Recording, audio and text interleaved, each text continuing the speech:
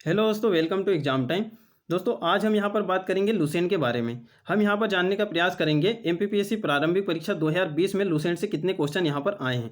दोस्तों, यदि direct question की बात की जाए तो यहाँ पर 13 क्वेश्चन डायरेक्ट यहाँ पर आए हैं। वो मैं अभी आपको बताऊँगा कौन कौन से क्वेश्चन आए हैं। मैंने यहाँ पर लुसेंट के कुछ पिक भी ऐड किए हुए हैं। जैसे कि यहाँ पर बहुत लोगों का आपने सुना होगा कि अब लुसेंट का इतना ज़्यादा महत्व नहीं रह गया है एग्जाम में। तो हम ये भी समझने का प्रयास करेंगे कि लुसेंट का महत्व है या नहीं है। देखिए, जैसे कि मैं आपको यहाँ पर बताऊंगा प्रश्न मैंने यहाँ पर लिख के रखे हैं। देखिए, जैसे कि यह वाला जो प्रश्न है, आप अगर लुसेंट को अच्छे से पढ़ोगे तो आपको इनके आंसर वहाँ पर मिलेंगे।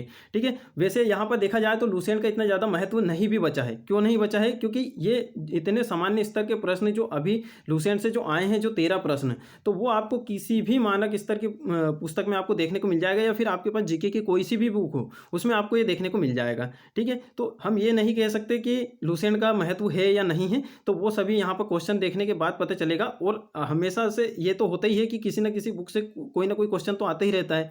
ठीक है। बाकी आपको क्या है, टॉपिक पे ध्यान देना चाहिए। तो हम यहाँ पर बात करते हैं, जैसे कि प्रश्न देखते हैं हम कौन कौन से आए हैं, और बाद में मैं अभी इनके आपको पिक भी बताऊंगा।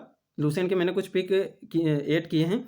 जैसे कि यहाँ पर प्रश्न पूछा था, निम्नलिखित में से कौन केंद्रीय सार्वजनिक क्षेत्र में उद्यम भारत सरकार के लोक उद्यम विभाग द्वारा सूचीबद्ध महारत्न की श्रेणी में नहीं आता? यहाँ पर सिंपल सा पूछा था, महारत्न की श्रेणी में कौन सा उद्यम नहीं है। तो अभी यहाँ पर कितने हैं? 10 है। वर्तमान में कितने हैं महारत्न? 10 है। 10 कंपनियों को महारत्न का दर्जा प्राप्त है। तो जिसमें से भारत हेवी इलेक्ट्रिकल लिमिटेड, और उसके बाद में कोल इंडिया, इंडियन ऑयल, ये सब तीनों यहाँ पर है। तो इसका जो आंसर होगा दोस्तों वो होगा डी वाला। ये नहीं है क्योंकि ये नवरत्न कंपनी है। तो ये आप लुसेंट के पेज नंबर 144 पर देख सकते हो, 144। तो मेरी जो लुसेंट है यहाँ पर थोड़ी पुरानी है, 2019 की है। किसी के पास नहीं हो तो ये पेज आगे पीछे यहाँ पर हो सकते हैं। बाकी मैंने यहाँ पर लास्ट में पेज भी ऐड किए हैं, तो वो हम लास्ट में देखेंगे। अभी हम देखते हैं कौन कौन से क्वेश्चन यहाँ पर आए हैं।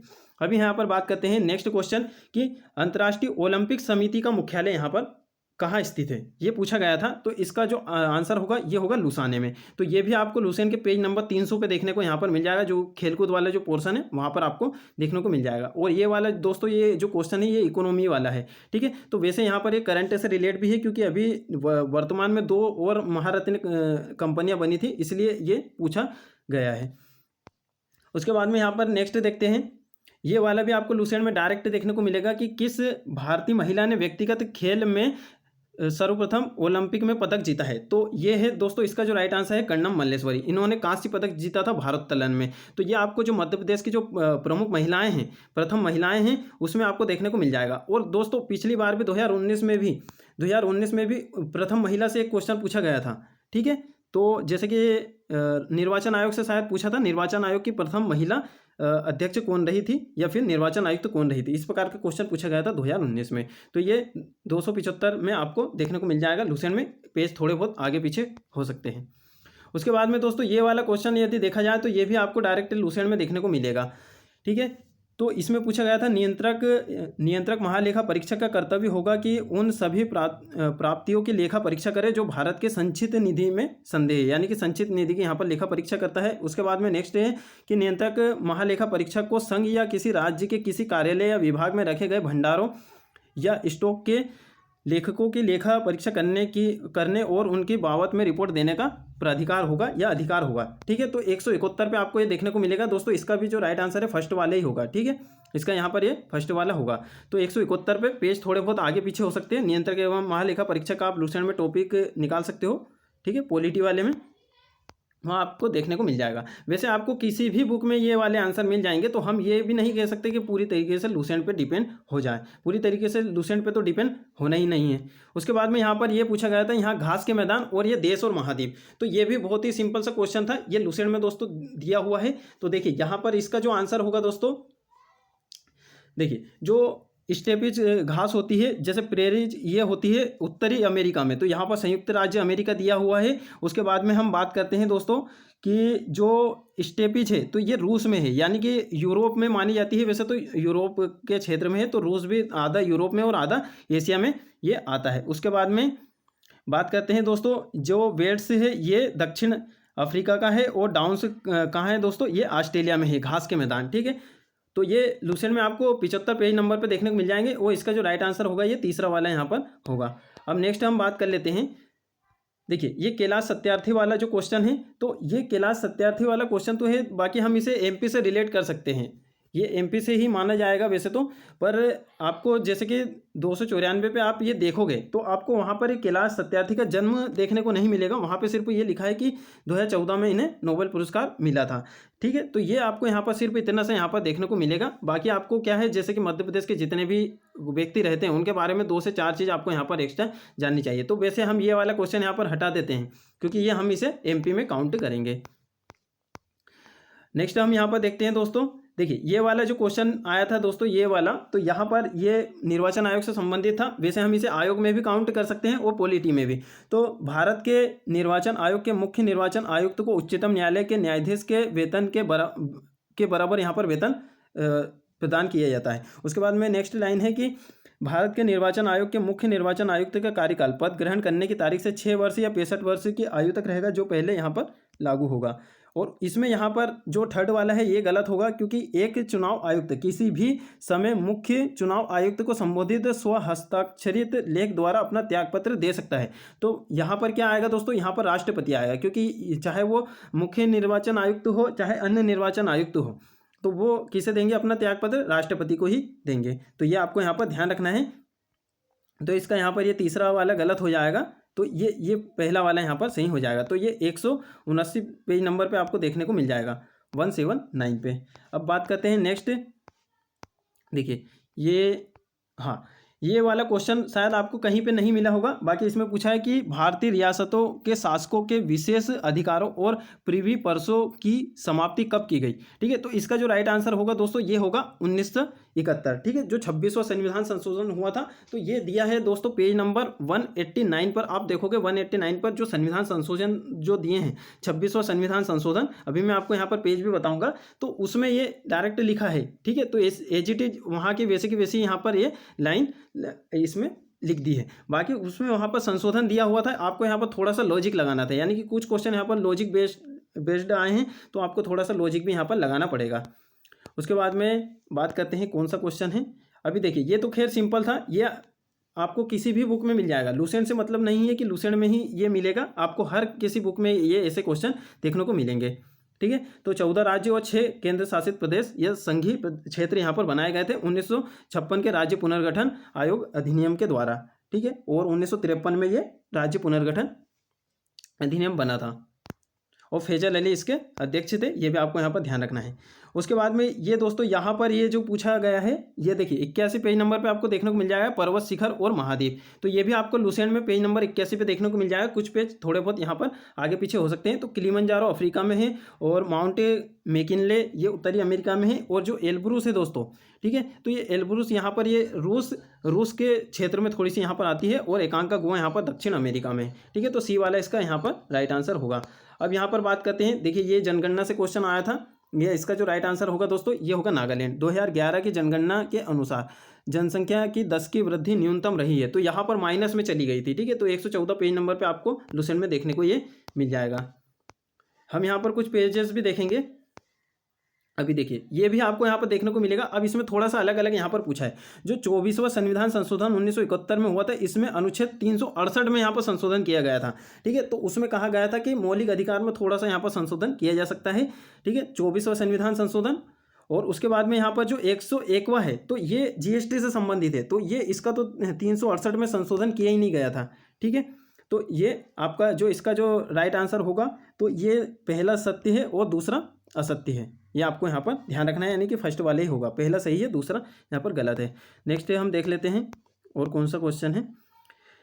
देखिए ये यहाँ पर ये मनुष्य के कितने जोड़ी कपाल तंत्रिका यहाँ पर पाई जाती है। तो अभी जो लुसेंट में आप देखोगे तो वहाँ पर कपाल की हड्डियाँ दी हुई है, तो ये इसका जो राइट आंसर होगा वो 8 है। ठीक है, तो वहाँ पर 255 पे आपको ये देखने को मिल जाएगा।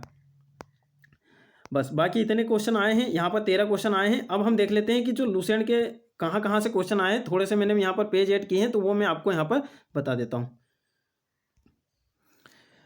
देखिए दोस्तों, जैसे कि मैंने यहाँ पर कुछ लुसेंट के पेज लिए हैं। अब यहाँ पर ये भारत के जो महारत्न कंपनियाँ हैं, जो अभी ये HPCL और PGCIL ये जो 2 अभी नई बनी हैं, तो मेरी जो पुरानी लुसेंट है तो उसमें यहाँ पर मैंने अलग से यहाँ पर लिखा था। ठीक है, तो उसमें जो ऑयल इंडिया लिमिटेड था, यहाँ पर ये आपको यहाँ पर देखने को मिलेगी, नवरत्न कंपनी में था, ठीक है, मैंने यहाँ पर लिखा भी है ये, तो ये नवरत्न में थी और उसमें पूछा था महारत्न। उसके बाद में यहाँ पर नेक्स्ट हम देखते हैं, देखिए ये ओलंपिक का यहाँ पर पूछा था, तो इसका जो आता मुख्यालय ये है लुसाने, स्विट्जरलैंड में, ठीक है। तो ओलंपिक समिति का मुख्यालय पूछा था, तो ये आपको यहाँ पर दिख गया होगा। उसके बाद में यहाँ पर नेक्स्ट बात करते हैं, देखिए कर्णम मल्लेश्वरी वाला यहाँ पर क्वेश्चन पूछा गया था, तो ये जो जितनी भी महिलाएं हैं, प्रथम महिलाएं रही हैं भारत में, तो ये देखिए यहाँ पर ओलंपिक में पदक पाने वाली प्रथम महिला, तो इन्होंने कांस्य पदक जीता था, यानी कि कोई पदक, यानी कोई सा भी पदक इन्होंने प्राप्त किया हो, स्वर्ण नहीं पूछा था, वहाँ पे सर्वप्रथम पूछा था कि सर्वप्रथम किसने प्राप्त किया था, कर्णम मल्लेश्वरी भारोत्तोलन में। उसके बाद में यहाँ पर देखते हैं, उसके बाद में ये देखिए नियंत्रक एवं महालेखा परीक्षक के बारे में पूछा था, तो इसका आप पूरा यहाँ पर ये पढ़ोगे तो आपको यहाँ पर समझ में आ जाएगा और आप अच्छे से समझ पाओगे। उसके बाद में नेक्स्ट क्वेश्चन की बात करते हैं, देखिए यहाँ पर पूछे थे क्या दोस्तों, घास के मैदान, ठीक है, तो यहाँ पर आपको देखने को मिलेंगे घास के मैदान, ये भूगोल वाला पोर्शन है, तो आपको यहाँ पर ये घास के मैदान यहाँ पर देखने को मिल जाएंगे। ये देखिए जैसे कि यहाँ पर है, ये पेरिस संयुक्त राज्य अमेरिका है, पंपास अर्जेंटीना में है, वेल्स दक्षिण अफ्रीका, डाउन्स ऑस्ट्रेलिया में, और ये जो स्टेपी है देखिए यहाँ पर ये रूस, चीन और मंचूरिया। तो इस प्रकार से आपको यहाँ पर ये घास के मैदान देखने को मिलेंगे। उसके बाद में नेक्स्ट बात करते हैं, यहाँ पे देखिए कैलाश सत्यार्थी का यहाँ पर विदिशा पूछा गया था, तो हम यहाँ पर एक क्वेश्चन डिलीट कर देते हैं, यानी हम मान के चलते हैं कि 12 प्रश्न आए हैं।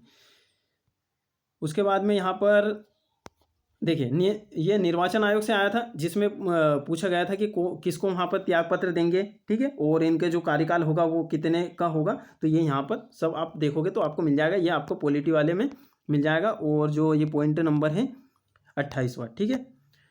उसके बाद में यहाँ पर नेक्स्ट देखते हैं, देखिए यहाँ से 2 क्वेश्चन यहाँ पर आए थे, जो आपने अगर संविधान संशोधन अच्छे से यहाँ पर पढ़े होंगे तो आपको यहाँ पर देखने को मिलेंगे। देखिए ये 24वां संविधान संशोधन था, तो इसमें क्या किया गया था, 368 में यहाँ पर थोड़ा सा यहाँ पर कुछ संशोधन किया गया था। तो देखिए इस संशोधन के अंतर्गत संसद को इस शक्ति को स्पष्ट किया गया कि वहाँ संविधान के किसी भी भाग को जिसमें भाग 3 के अंतर्गत आने वाले मूल अधिकार भी हैं संशोधित कर सकती है। साथ ही यहाँ भी निर्धारित किया गया कि संशोधन संबंधी विधेयक जब दोनों सदनों में पारित होकर राष्ट्रपति के समक्ष जाएगा तो इस पर राष्ट्रपति द्वारा सम्मति दिया जाना बाध्यकारी होगा, ठीक है। तो यहाँ पर ये 368 में थोड़ा सा यहाँ पर संशोधन किया गया था 24वें संविधान संशोधन के तहत। और देखिए जो 26वां पूछा गया था, 26 वो जिसमें प्रीवी काउंसिल वाला था, तो ये देखिए इसके अंतर्गत भूतपूर्व देशी राज्यों के शासकों की विशेष उपाधियों एवं उनके प्रीवी पर्सन को समाप्त कर दिया गया था। तो इस प्रकार के यहाँ पर अगर आपने अच्छे से यहाँ पर अनुच्छेद संशोधन वगैरह ये आपने पढ़े होंगे तो आपके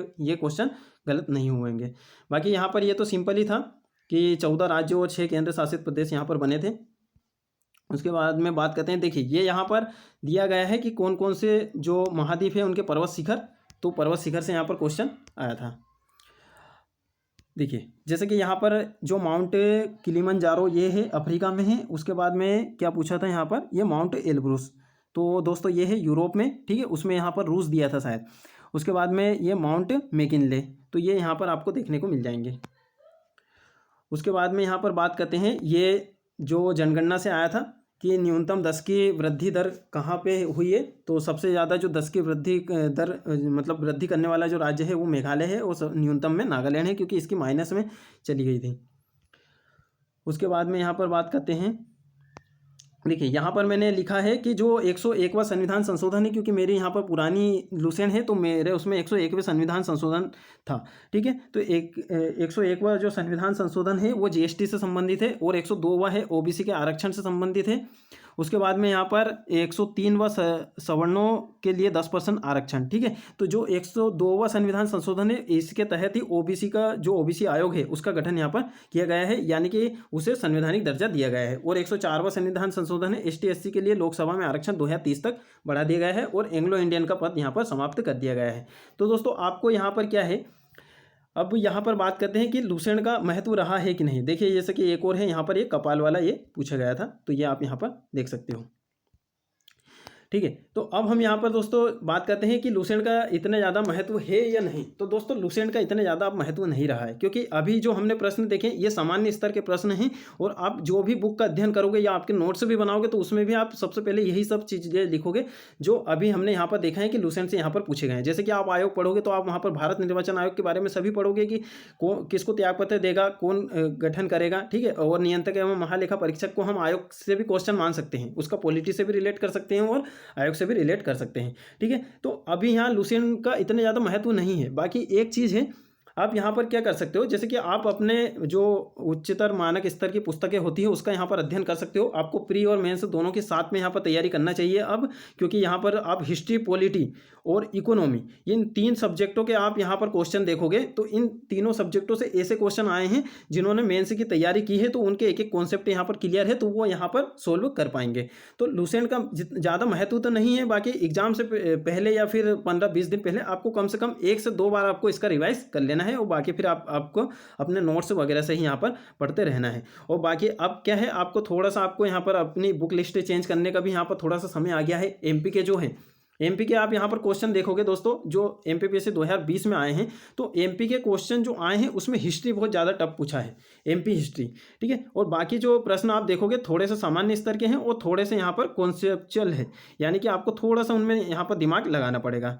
तो इस प्रकार के यहाँ पर थोड़े क्वेश्चन आ रहे हैं, तो आपको अच्छे से यहाँ पर अध्ययन करना चाहिए और लूसेंट के भरोसे नहीं रहना चाहिए। बाकी एक बार थोड़ा सा लूसेंट को भी पढ़ लेना चाहिए, जैसे कि इनकी जो सामान्य सी चीज़ें हैं, जैसे कि प्रथम पुरुष, प्रथम महिला, जो विविध वाला पोर्शन है, थोड़ा सा स्पोर्ट वाला पोर्शन है, उसके बाद में बीच में कहीं कहीं जहाँ इनमें बॉक्स वाली जो चीज़ें हैं वो आपको थोड़ा सा पढ़ लेना चाहिए, ठीक है। तो इससे क्या होगा, आपका एक रिविजन भी होगा, क्योंकि आप कोई भी टॉपिक को अच्छे से डिटेल में पढ़ोगे और थोड़ा सा यहाँ पर आप लूसेंट से उसे रिवाइज कर सकते हो। तो लूसेंट अब सिर्फ रिविजन के लिए यहाँ पर रही गई है, ना कि लूसेंट के बल पे आप एमपीपीएससी प्रारंभिक परीक्षा निकाल सकते हो, ठीक है दोस्तों। तो हमने यहाँ पर बताए हैं, जो यहाँ पर 13 प्रश्न लिखे हैं, तो आप इसे यहाँ पर 12 कर लोगे, ठीक है दोस्तों। मिलते हैं नेक्स्ट वीडियो में, और आप आपको तैयारी का बता देते हैं कि आपको तैयारी क्या करना चाहिए।